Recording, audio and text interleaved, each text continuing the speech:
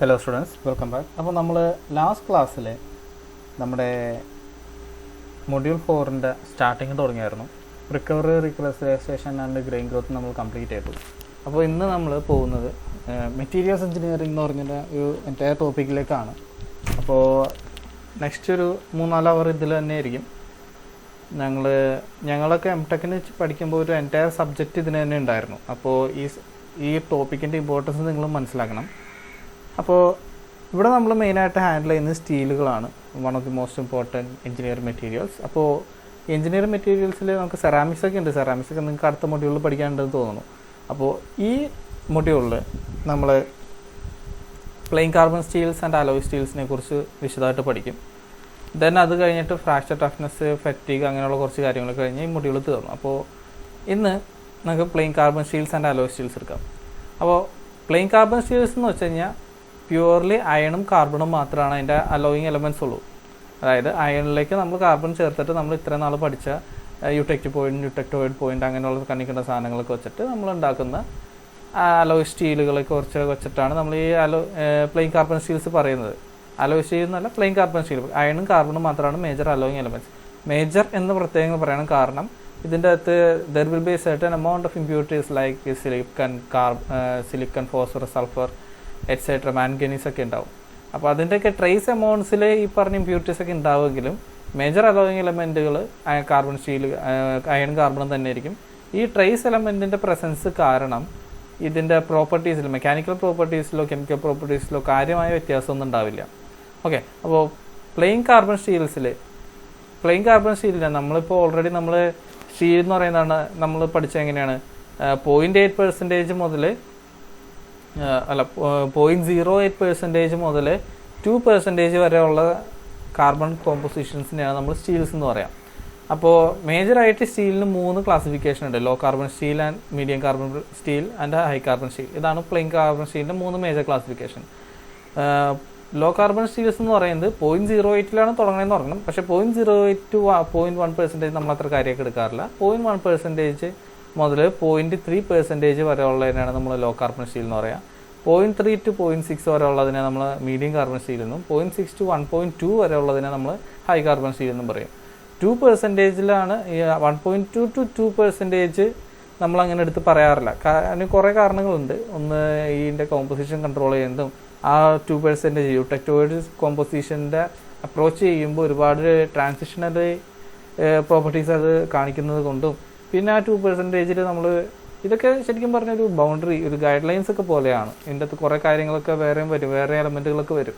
അതുകൊണ്ട് എക്സാക്റ്റ് നമുക്ക് same properties എപ്പോഴും കിട്ടണമെന്ന് യാതൊരു നിർബന്ധമില്ല.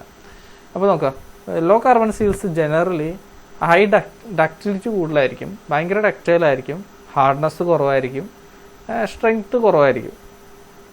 ഓക്കെ, അപ്പോൾ ലോ കാർബൺ സ്റ്റീൽസിൽ തന്നെ നമ്മൾ 3 ഡിഫറെൻറ്റ് കാറ്റഗറീസ് പറയുന്നത്. ഒന്നിന് ലോ കാർബൺ സ്റ്റീലിൽ 0.1% ഉള്ള സാധനങ്ങൾ നമ്മൾ നെയിൽസും റിവറ്റ്സ് ഒക്കെ ഉണ്ടാക്കാൻ യൂസ് ചെയ്യുന്ന സാധനത്തിന് ഡക്റ്റിലിറ്റി കൂടുതലായിരിക്കും, സ്ട്രെങ്ത്ത് കുറവായിരിക്കും, ഹാർഡ്നെസ്സും കുറവായിരിക്കും. ഇനി ഹാർഡ്നെസ് എന്താണെന്ന് പറഞ്ഞത് നമ്മൾ ഓരോ മെക്കാനിക്കൽ പ്രോപ്പർട്ടിയുടെ ഡെഫിനിഷൻ പറഞ്ഞു ഓർക്കണം. Hardness is the resistance to indentation. ഒരു സ്ക്രാച്ച് വരാണ്ടിരിക്കാനായിട്ട് നമ്മളൊരു സാധനം മറ്റൊരു സാധനത്തിന് ഇട്ട് ഉരയ്ക്കുമ്പോൾ അതിന് സ്ക്രാച്ച് വരണമെന്നുണ്ടെങ്കിൽ അത് സ്ക്രാച്ച് വരുത്തുന്ന സാധനത്തിന് ഹാർഡ്നെസ് കൂടുതലായിരിക്കും എന്നാണ് അറിയേണ്ടത്. മറ്റേത് സോഫ്റ്റ് ആയിരിക്കും. സോഫ്റ്റ് ആയ സാധനത്തിനെ നമുക്ക് സ്ക്രാച്ച് വരുത്താനോ അല്ലെങ്കിൽ ഇൻഡൻറ്റേഷൻ വരുത്താനോ പറ്റത്തുള്ളൂ. ഇനി ലോ കാർബൺ സ്റ്റീലിൽ ഹാർഡ്നെസ് കുറവായിരിക്കും, സ്ട്രെങ്ത് കുറവായിരിക്കും, ഡക്റ്റിലിറ്റി പക്ഷേ കൂടുതലായിരിക്കും. ഡക്റ്റിലിറ്റി കുറയും തോറും എന്തുകൂടും, സ്ട്രെങ്ത് കൂടിക്കൊണ്ടിരിക്കും.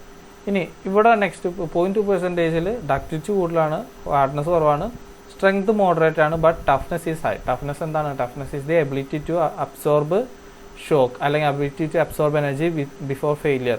നമ്മളൊരു ചുറ്റിയും കണ്ട് ഒരു സാധനത്തിന് വട്ടടിച്ച് കഴിയുമ്പോൾ സാധനം പെട്ടെന്ന് ഒടിഞ്ഞു പോകുകയാണെന്നുണ്ടെങ്കിൽ ടഫ്നെസ് കുറവായിരിക്കും. ദെൻ ആ ഇമ്പാക്റ്റ് എനർജി അബ്സോർബ് ചെയ്യാനുള്ള കപ്പാസിറ്റി ഉണ്ടെങ്കിൽ അതിനെ എന്ത് പറയാം, ടഫ്നെസ് കൂടുതലാന്ന് പറയാം.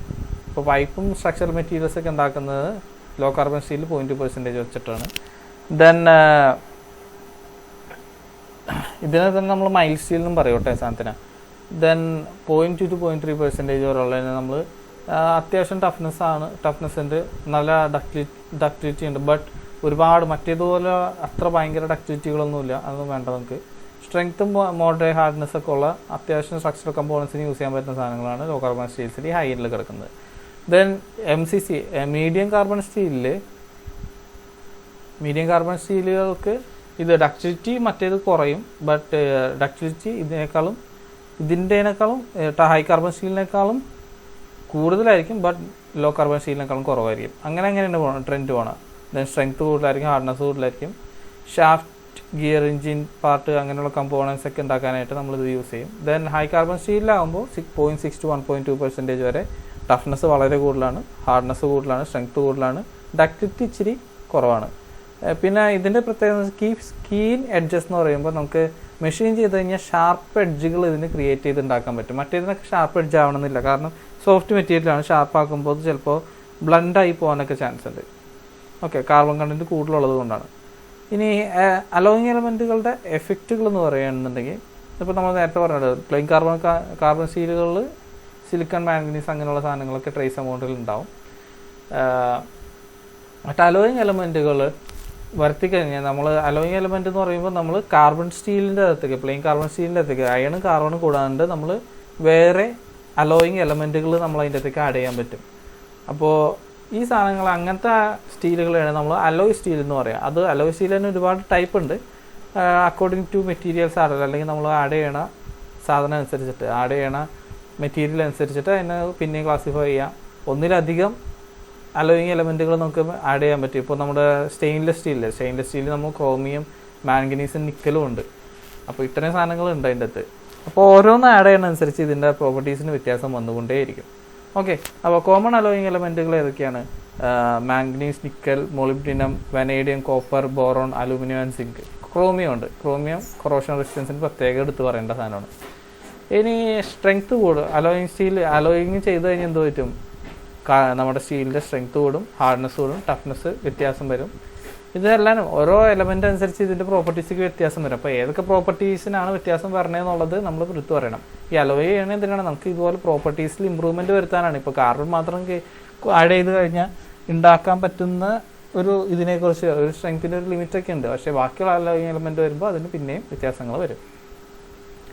Then corrosion and oxidation resistance എന്നാണ്. തുരുമ്പ് പിടിക്കാണ്ടിരിക്കാനും കൊറോഷൻ റെസിസ്റ്റൻസ് വരാനും. കൊറോഷൻ ഒരു തരത്തിലുള്ള കൊറോഷൻ എന്ന് പറയുമ്പോൾ കൊറോഷനും ഓക്സിഡേഷനും വ്യത്യാസമുണ്ട്. ഓക്സിഡേഷനാണ് നമ്മുടെ തുരുമ്പ്. ഓക്സിജനായിട്ട് റിയാക്ട് ചെയ്ത് ഫെറിക് ഓക്സൈഡ് ഉണ്ടാകുന്നതാണ് നമ്മുടെ തുരുമ്പ് എന്ന് പറയുന്നത്. ബട്ട് ഓക്സിഡേഷനും കൊറോഷനും വ്യത്യാസമുണ്ട്. ഇപ്പോൾ ഹൈഡ്രജൻ ഫിറ്റിംഗ് കൊറോഷൻ എന്നൊക്കെ പറഞ്ഞ് നിങ്ങൾ +2 പഠിച്ചിട്ടുണ്ട്. കൊറോഷൻ വേറൊരു എലമെൻ്റായിട്ട് റിയാക്ട് ചെയ്യണമെന്നാണ് പറയുക. അതിൻ്റെ തന്നെ ഓക്സിജനായിട്ട് റിയാക്ട് ചെയ്യുന്നതിന് നമ്മൾ ഓക്സിഡേഷൻ കൊറോഷൻ എന്ന് പറയാം. Okay, then fine grain size improves മെഷീനബിലിറ്റി. ഈ സാധനങ്ങളൊക്കെ നമ്മുടെ മെറ്റീരിയൽ പ്രോപ്പർട്ടീസിനെ ഡിപ്പെൻഡ് ചെയ്യും. അലോയ് സ്റ്റീൽസ് ആഡ് ചെയ്ത് കഴിഞ്ഞപ്പോൾ ചില അലോയിങ് എലമെൻറ്റുകൾ ആഡ് ചെയ്ത് നമ്മുടെ മെറ്റീരിയലിൻ്റെ ഗ്രെയിൻ സൈസ് കുറയും. ഗ്രെയിൻ സൈസ് കുറഞ്ഞാൽ എന്ത് പറ്റും? ഗ്രെയിൻ സൈസ് റിഫൈൻമെൻറ്റ് നടന്നു കഴിഞ്ഞാൽ നമുക്ക് ഡിസ്ലൊക്കേഷൻസിന് മൂവ് ചെയ്യാനുള്ള പാത്തുകൾ ഹിൻഡേഡ് ആവും, ഡിസ്ലൊക്കേഷൻസ് പൈലപ്പ് ചെയ്യും. ആസ് എ റിസൾട്ട് ഡക്റ്റിലിറ്റി കുറയും, സ്ട്രെങ്ത് കൂടും. ഓക്കെ, ദെൻ മെഷീനബിലിറ്റി ഇൻക്രീസ് ചെയ്യാന്നുള്ളത്. ഇപ്പോൾ ചില ഹൈ കാർബൺ സ്റ്റീലുകളൊക്കെ ആണെന്നുണ്ടെങ്കിൽ നമുക്ക് മെഷീൻ ചെയ്തെടുക്കാൻ, നമുക്ക് അതിനെ കട്ട് ചെയ്തോ അതൊരു വേറെ ഷേപ്പിലേക്ക് ആക്കിയെടുക്കാനോ ഇൻട്രിഗേറ്റ് ജോമെട്രിക് പ്രൊഫൈൽസ് അതിന് ഉണ്ടാക്കാനോ ബുദ്ധിമുട്ടായി വരും. അപ്പോൾ അങ്ങനത്തെ ഉള്ള കേസുകൾ നമ്മൾ എന്ത് ചെയ്യും? നമ്മളതിനെ മെഷീനബിലിറ്റി ഇമ്പ്രൂവ് ചെയ്യാനായിട്ട് മെഷീനബിലിറ്റി ഇമ്പ്രൂവ് ചെയ്യുന്ന തരത്തിലുള്ള അലോയ്സ് ആഡ് ചെയ്യും. ഇപ്പോൾ മോളിബ്ഡിനം, ദെൻ ബോറോൺ ആഡ് ചെയ്യാൻ തോന്നുന്നു, അലൂമിനിയൊക്കെ ആഡ് ചെയ്ത് കഴിഞ്ഞാൽ പറ്റും. ദെൻ വെയർ റെസിസ്റ്റൻസ്, മോളിബ്ഡിനം പ്രത്യേകിച്ച് എടുത്ത് പറയുന്ന ഒരു വെയർ റെസിസ്റ്റൻസ് കൂട്ടാവുന്ന സാധനമാണ്. ഇപ്പോൾ കണ്ടിന്യൂസ്ലി മൂവിങ് പാർട്സ് ഒക്കെ ആണെന്നുണ്ടെങ്കിൽ, ഇപ്പോൾ ലൈക്ക് ബോൾ ബിയറിംഗ് ഒക്കെ ആണെന്നുണ്ടെങ്കിൽ അതിൻ്റെ വെയർ റെസിസ്റ്റൻസ് ഇമ്പ്രൂവ് ചെയ്യേണ്ടതിന് നമ്മൾ ഒരുപാട് ഇമ്പോർട്ടൻസ് കൊടുക്കുന്നുണ്ട്.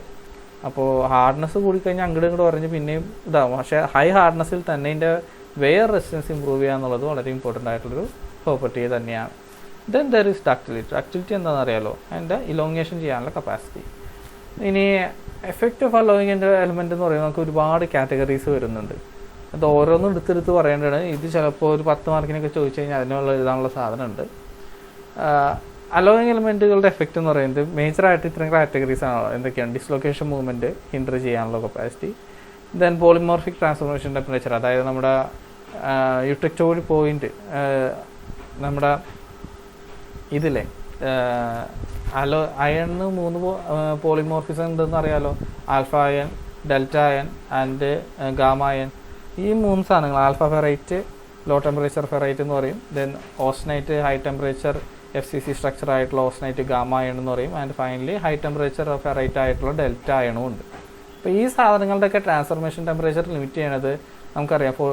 912 ഡിഗ്രി സെൽഷ്യസിൽ ഡെൽറ്റ അയൻ്റെ ട്രാൻസ്ഫർമേഷൻ ലിമിറ്റ് ചെയ്യും. ദെൻ 1395 ഡിഗ്രി സെൽഷ്യസിൽ ഓസ്നൈറ്റ് മാറും. 723 ഡിഗ്രി സെൽഷ്യസിന് താഴേക്ക് നമ്മുടെ ഓസ്നൈറ്റ് പിന്നെയും മാറി ഫെറൈറ്റ് ആവും. ഇങ്ങനെയുള്ള കാര്യങ്ങളൊക്കെ നമുക്കറിയാം. അപ്പോൾ ആ സാധനങ്ങളൊക്കെ വെച്ചിട്ട് എന്താണ് ആ ട്രാൻസ്ഫർമേഷൻ ടെമ്പറേച്ചറുകളെ അഫക്റ്റ് ചെയ്യാൻ പറ്റുന്ന അലോയിങ് എലമെൻറ്റുകളുണ്ട്. ഇപ്പോൾ ചില സാധനങ്ങൾ ചിലപ്പോൾ നമുക്ക് ഹൈ ടെമ്പറേച്ചറിൽ ഓസ്നൈറ്റിനൊക്കെ സ്റ്റേബിൾ ആക്കേണ്ടി വരും. അപ്പോൾ ആ ട്രാൻസ്ഫർമേഷൻ ടെമ്പറേച്ചർ റെഡ്യൂസ് ചെയ്ത് റൂം ടെമ്പറേച്ചറിൽ എത്തിക്കാൻ പറ്റുമെങ്കിൽ നമുക്ക് ഓസ്റ്റനൈറ്റ് നമുക്ക് റൂം ടെമ്പറേച്ചറിൽ സ്റ്റേബിൾ ആക്കാൻ പറ്റും. അപ്പോൾ അങ്ങനത്തെ കേസിലൊക്കെ ആണെന്നുണ്ടെങ്കിൽ നമുക്ക് ഓസ്നൈറ്റിക് സ്റ്റീൽസ് ഉണ്ടാക്കിയെടുക്കാൻ പറ്റും. ഓക്കെ, അങ്ങനെയൊക്കെ ഇപ്പോൾ സ്റ്റഡി ഒരുപാട് നടക്കുന്നുണ്ട്. Then formation and stability of carbide. ഇപ്പോൾ കാർബൈഡുകൾ എന്ന് പറയുന്നത് Fe3Cയുടെ ഞാൻ പറഞ്ഞു അതൊരു സ്യൂഡോ സ്റ്റേബിൾ ആയിട്ടുള്ളൊരു സാധനമാണ്. ഒരു 10 വർഷമൊക്കെ കഴിയുമ്പോൾ ഈ സാധനം ഗ്രാഫൈറ്റ് ആയിട്ട് ട്രാൻസ്ഫർമേഷനൊക്കെ നടക്കും. അപ്പോൾ ആ സ്റ്റെബിലിറ്റീനെ എഫക്റ്റ് ചെയ്യാനായിട്ട് പറ്റുന്ന അലോയിങ് എലമെൻറ്റുകളുണ്ട്. ദെൻ യൂട്ടെക്ടോയിഡ് പോയിൻറ്റിൻ്റെ, അതായത് സ്റ്റീലിൻ്റെ യൂട്ടെക്ടോയിഡ് പോയിൻറ്റിൻ്റെ ഡിസ്പ്ലേസ്മെൻറ്റ് നടത്താൻ പറ്റും. ഇപ്പോൾ ഹൈ ടെമ്പറേച്ചറിലേക്കോ ഹയർ കോൺസെൻട്രേഷനിലേക്കോ ലോവർ കോൺസെൻട്രേഷൻ ഓഫ് കാർബണിലേക്കോ നമുക്ക് വ്യത്യാസപ്പെടുത്താൻ പറ്റും. Then there is retardation and of transformation റേറ്റുകളുണ്ട്.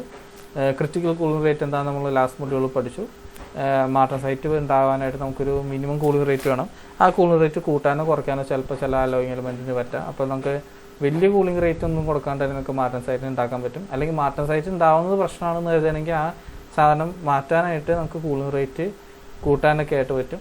Then improvement of corrosion resistance, then influence of grain growth, ഇതൊക്കെ ഒരുപാട് പറയാനുണ്ട് ഇതിൻ്റെ അടുത്ത്. നമുക്ക് ഓരോന്നോരോന്നായിട്ട് പറയാം. അപ്പോൾ ഡിസ്ലൊക്കേഷൻ മൂവ്മെൻറ്റിൻ്റെ കാര്യം പറയുകയാണെങ്കിൽ തന്നെ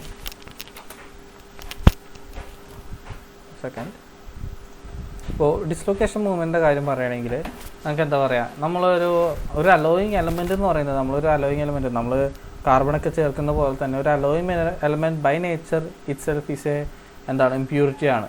അപ്പോൾ ഈ അലോയിങ് എലമെൻറ്റുകൾ വന്നിരിക്കുന്ന ലാറ്റിസിലുള്ള സൈറ്റുകൾ ഇമ്പ്യൂരിറ്റിയുടെ അല്ലെങ്കിൽ ഒരു ലാറ്റിസ് ട്രെയിനുകളായിട്ട് ആക്ട് ചെയ്യാം. ഇപ്പോൾ ഒരു ഹയർ സൈസ് അയണിനേക്കാളും സൈസ് കൂടിയ ആറ്റങ്ങളൊക്കെയാണ്. ഇപ്പോൾ ക്രോമിയൊക്കെയാണ് വന്നിരിക്കുന്നതെന്നുണ്ടെങ്കിൽ ഈ അയണിൻ്റെ ലാറ്റിസിനെ വലിച്ചു നീട്ടി ഒരു കംപ്രസീവ് ഫോഴ്സ് ചുറ്റുപാടുള്ള ലാറ്റിസിലേക്ക് കൊടുക്കും. അതുപോലെ തന്നെ ഇച്ചിരി കൂടി സൈസ് കുറഞ്ഞൊരു സാധനമാണ് വന്നിരിക്കണമെന്നുണ്ടെങ്കിൽ ഇപ്പോൾ ബോറോണൊക്കെ പോലെ ചെറിയൊരു ആറ്റമാണ് വന്നിരിക്കുന്നതെന്നുണ്ടെങ്കിൽ ഇൻഡസ്ട്രീഷ്യലിലേക്കാണ് വന്നിരിക്കണമെന്നുണ്ടെങ്കിൽ അവിടെ ഒരു വേക്കൻസി പോലത്തെ ഒരു സൈറ്റാണ്. അവിടേക്ക് വന്നിരിക്കുമ്പോൾ ഒരു ടെൻസൈൽ ഫോഴ്സ് ചുറ്റുമുള്ള ലാറ്റിസിലുള്ള ആറ്റത്തിലേക്ക് വരും. എങ്ങനെയായാലും ഒരു സ്ട്രെസ് ഫീൽഡ് അവിടെ ഉണ്ടാക്കും നമ്മുടെ ലാറ്റിസിൻ്റെ അകത്ത്. ഈ സ്ട്രെസ് ഫീൽഡ് കാരണം, അതായത് ആ ചുറ്റുപാടുള്ള ആറ്റംസിൻ്റെ ഇടയിലുള്ള ബോണ്ടുകളും തമ്മിൽ ഒരു ചെറിയ സ്ട്രെസ് ഓൾറെഡി ഫീൽ ചെയ്യും. ഈ സ്ട്രെസ് ഫീൽഡും ഡിസ്ലൊക്കേഷൻ്റെ ഇമ്പ്യൂരിറ്റിയുടെ പ്രസൻസൊക്കെ കാരണം ഡിസ്ലൊക്കേഷൻസിൻ്റെ മൂവ്മെൻറ്റിനെ യൂഷ്വലി ഹിൻഡർ ചെയ്യും, അല്ലെങ്കിൽ അതിനെ അറസ്റ്റ് ചെയ്യാനോ അല്ലെങ്കിൽ ഒരു എനർജി ബാരിയറായിട്ട് ആക്ട് ചെയ്യാനൊക്കെ പറ്റും.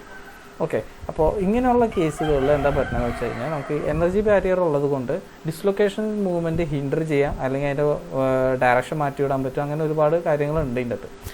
അങ്ങനെ വരുമ്പോൾ നമുക്ക് അലോയിങ് എലമെൻറ്റ് യൂഷ്വലി നമ്മുടെ സ്ട്രെങ്ത് ഇൻക്രീസ് ചെയ്യാനൊക്കെ ആയിട്ട് ഹെൽപ്ഫുൾ ആവും. ഹയർ മോഡുലസ് ഓഫ് ഇലാസ്റ്റിറ്റി ഒക്കെ ആയിട്ട് ഉണ്ടാക്കും എന്നുള്ളതാണ്.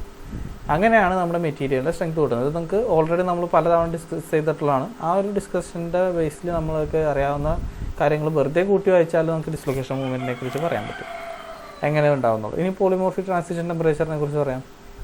അതിലെന്താണ് പോളിമോർഫിക് ട്രാൻസിഷൻ ടെമ്പറേച്ചർ എന്ന് പറയുമ്പോൾ അയൺ അതിൻ്റെ പോളിമോർഫ്സായ ആൽഫ അയൺ, ഡെൽറ്റ അയൺ ആവുന്നതും ഗാമ അയൺ ആവുന്നതും ഇതിനൊക്കെയുള്ള ട്രാൻസ്ഫോർമേഷൻ ടെമ്പറേച്ചർ ഓൾറെഡി സെറ്റ് ചെയ്ത് വെച്ചേക്കുന്നതാണ്. നമ്മൾ 912 ഡിഗ്രി സെൽഷ്യസിലും ബിലോ 1394 ഡിഗ്രി സെൽഷ്യസിൽ നമ്മൾ ഡെൽറ്റ അയൺ സ്റ്റേബിളിലാവുന്നുള്ളത് ഉറപ്പാണ്. അതുപോലെ തന്നെ അങ്ങനെ കുറേ ട്രാൻസ്ഫോർമേഷൻ ടെമ്പറേച്ചറൊക്കെ ഉണ്ട്. ഈ ട്രാൻസ്ഫോർമേഷൻ ടെമ്പറേച്ചറുകളുടെ റേഞ്ചിനെ എഫക്റ്റ് ചെയ്യാനായിട്ട് ഇതിന് പറ്റും. ഫോർ എക്സാമ്പിൾ ഈ molybdenum, chromium, tungsten, silicon, vanadium പോലുള്ള എലമെൻറ്റുകൾ A3 ടെമ്പറേച്ചറില്ലേ, ഹൈ ടെമ്പറേച്ചർ ഫെറൈറ്റിൻ്റെ സ്റ്റേബിലിറ്റി ഉള്ള സാധനം, ആ ടെമ്പറേച്ചറിനെ റൈസ് ചെയ്യാനായിട്ട് എൻലാർജ് ചെയ്തിട്ട്, അതായത് ആ റേഞ്ചിലുള്ള ഫെറൈറ്റിൻ്റെ റീജിയനെ എൻലാർജ് ചെയ്യാനായിട്ട് ഹെൽപ്ഫുള്ളാണ്. അതുകൊണ്ട് തന്നെ അപ്പോൾ A3 ടെമ്പറേച്ചറിനെ എൻലാർജ് ചെയ്യിക്കുകയും A4 ടെമ്പറേച്ചറിനെ റിഡ്യൂസ് ചെയ്യുകയാണ് അവിടെ ചെയ്യുന്നത്. അപ്പോൾ എന്താ പറ്റുന്നതെന്ന് വെച്ച് കഴിഞ്ഞാൽ ഈ ട്രാൻസ്ഫോർമേഷൻ ടെമ്പറേച്ചർ കാരണം ഓസ്റ്റനൈറ്റിൻ്റെ ഏരിയ കുറയുകയും ഡെൽറ്റ അയണിൻ്റെ ഏരിയ കൂടുകയും ചെയ്യും. അപ്പോൾ ഇതുപോലെ തന്നെ ചില സാധനങ്ങൾ ലൈക്ക് ക്രോമിയം, മോളിബ്ഡിനം, ടങ്സ്റ്റൺ സാധനങ്ങളൊക്കെ ഹൈലി സ്റ്റേബിൾ ആയിട്ടുള്ള കാർബൈഡുകളെ ഡെവലപ്പ് ചെയ്യാനായിട്ട് ഹെൽപ്പ് ചെയ്യും.